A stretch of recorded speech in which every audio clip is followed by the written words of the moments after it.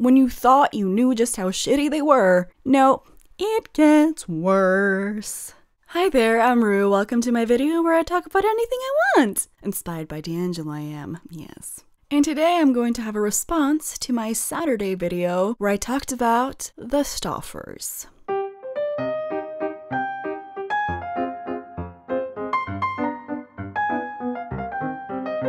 So on Saturday, I talked about the Stoffers. And I gotta tell you guys, you did a fabulous job in the comments. It's really interesting. Love the discussion going on. High five, give yourself a high five and the pat on the back. When it comes to the Stoffers though, it just gets worse. It's like when you thought you knew just how shitty they were, no, it gets worse.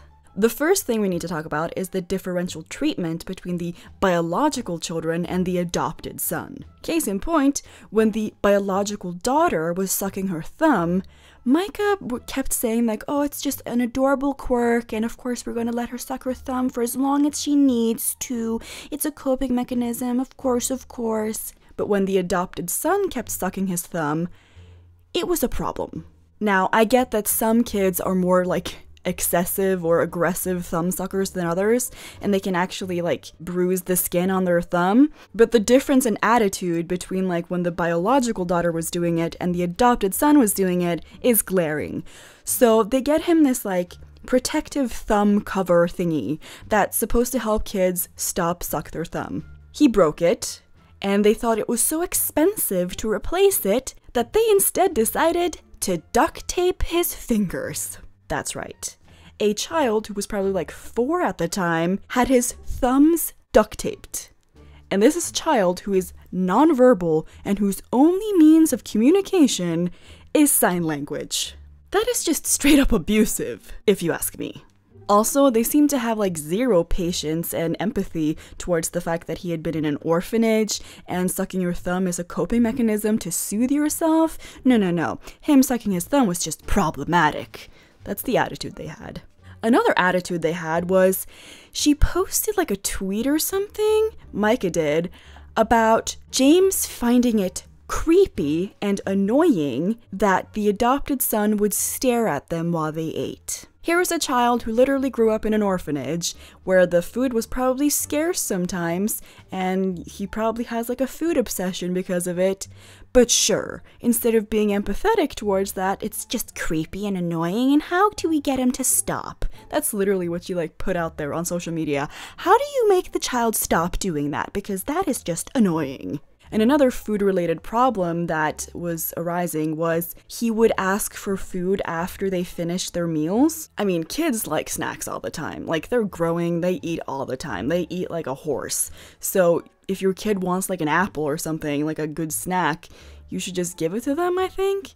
But she was saying no to any of that, and whenever this poor child would sign language, please can I have more food, she would call it a tantrum and tell him to go sit on the stairs and think about what he had done. I'm sorry, what? A child who grew up in an orphanage and maybe went without food and therefore has food insecurity, and you're gonna say he's being bad and put him in a timeout for asking for food. Are you kidding me? A lot of people who have had experiences with children who have food insecurities, who have been through horrible, traumatic things like orphanages, anything like that, say that the best thing you can do is just let them have a snack whenever they want. Like, you don't have to give them a full course meal, but for the child to know that there's always food if you need it helps them get over that fear of maybe there's no food. What if I'm going to starve? That's where it's rooted in. And for her to just be like, you're having a tantrum and you're ruining my vlog. Yeah, there was a video of that. Also, I watched Def Noodles. He's made a lot of videos on this couple. And he had found a clip that they had posted while they were still his parents before they had given him up, where Micah was crying. So Micah and James were sitting next to each other and Micah was crying and was being like really upset because like I was vlogging and it was just impossible to vlog because he had a temper tantrum and I had to stop the vlog. I'm sorry. Your child having a temper tantrum. I mean, was it even a temper tantrum? They keep calling anything that he does a temper tantrum. And you're upset because you can't vlog? Wow, the empathy is just exploding. Wow, off the charts. So your child who's probably having some emotional problems, instead of being like, here, come here, I'm gonna like comfort you, you're literally sitting there crying because how dare he interrupt your vlog. And James is like, just like, oh yeah, you poor thing, oh. The fact that he thinks that that's like a legit thing that your wife can be upset about, while neglecting your child's mental, emotional needs, speaks volumes. I have been watching some videos where experts and psychologists view Micah and go over her behavior and her body language, and they all seem to agree that she is a classic narcissist.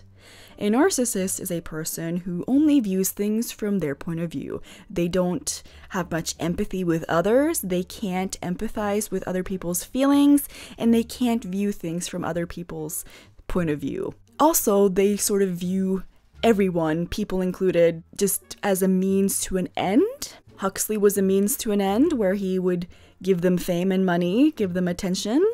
And when he stopped giving them that, or he was too much to handle, they were like, I can't finish now, I'm finished. This is a pattern she has repeated, by the way, because before she adopted this kid, her and James, both of them are equally guilty. But before they adopted him, they kept adopting pets, posting it on social media, getting all the likes, and getting all the attention for it, and then rehoming them. Yeah. I feel like that's the exact same thing that happened with that poor boy, except this time they took it up a notch and went for an international adoption of a human child. By the way, something that's very interesting in Micah's past is she kept saying that she was completely ready to adopt a child with special needs because she had worked with kids with cancer as a nurse, because she was a registered nurse, which she was. Although it did come out that she never worked with children with cancer. She was just like a regular nurse, or she worked with adults, I guess. So that was a lie. A lot of narcissists do lie or exaggerate things to sort of fluff up their ego and make themselves look good. She also said that she quit her job because she wanted to become a full-time YouTuber and eBay seller, except that's also a lie, because she was fired for physically assaulting her pregnant coworker with a metal trolley. Yeah.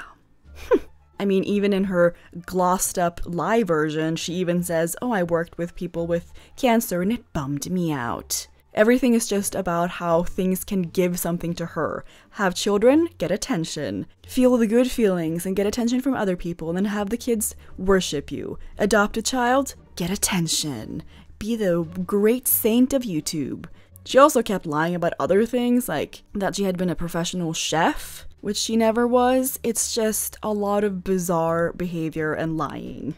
After all the backlash, though, I guess they realized that they had to make an apology, because after they put out the video where they talk about how they had to rehome their son, in which they kept blaming him, kept like saying things like, oh, like he had just so many problems, we had to just give him up, and they kept blaming him for it. Also kept saying really weird things about he just wanted a new family. Like, we met a bunch of other people and he just loved them more than us. Really? Your child who has been with you for 2 years? I find that hard to believe. Unless he can really tell that you're an asshole and he's just like, I'm gonna choose these other people. It was just very strange. The whole video is all about like how he had done something terrible, but they wouldn't say what it was, but he had done something terrible, and it was his fault that he had to be put up for adoption because, you know, yeah, also, he wanted it though. Really? A 4-year-old wanted to have his whole life uprooted? Sure, Micah and James, sure. But yeah, they issued like a social media text Twitter apology, or Instagram, I guess it was, and it was completely tone deaf.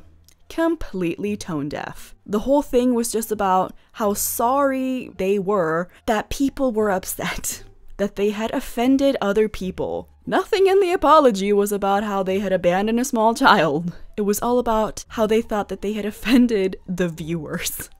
That just goes to show how tone deaf they are, that they don't realize that the thing they need to apologize for is the horrible thing they did to that child. Like, the fact that they can't even realize that it's not about like, oh, you were upset? No, we're upset about for the kid. You should be apologizing to the kid. the fact that they don't even realize that just goes to show how little empathy is going on in that couple.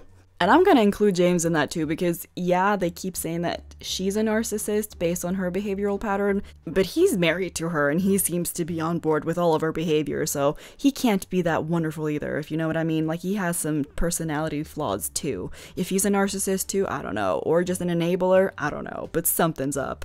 After the whole thing, though, they kept trying to get his Stauffer Garage channel to do really well, because that was their source of income now. After the whole backlash, she just removed herself from social media, and I guess they were hoping that no one would notice because of the difference in viewers. Like, a lot of people who watched the Stauffer Garage cleaning car thing probably didn't know about the scandal with the family channel, so I guess that's what they were banking on. So they went like full in to make that channel successful, and immediately they tried to have like a contest where you would have to like buy something from his website, and then a few lucky people would have like $500 in with their purchase, like surprise, like golden ticket-ish, which is insulting because they kept bitching about how expensive the adoptive son's therapy was, but apparently they have enough money to put like $500 into like random people's purchases, but okay.